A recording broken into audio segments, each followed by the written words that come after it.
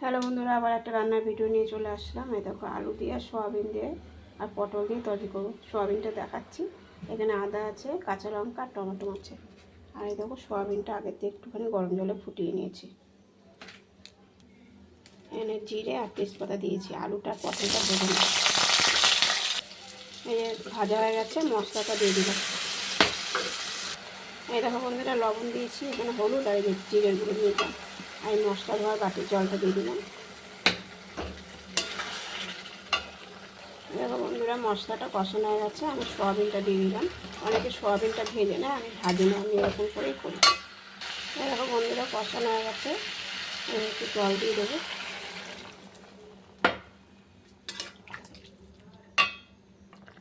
রান্নাটা হয়ে গেছে।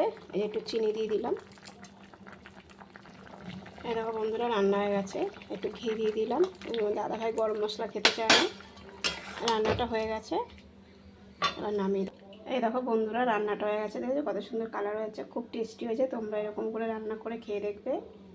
খুব সুন্দর রান্না হয়েছে। আর কেমন লাগলো রান্নার ভিডিওটা অবশ্যই কমেন্ট বক্সে জানাবে।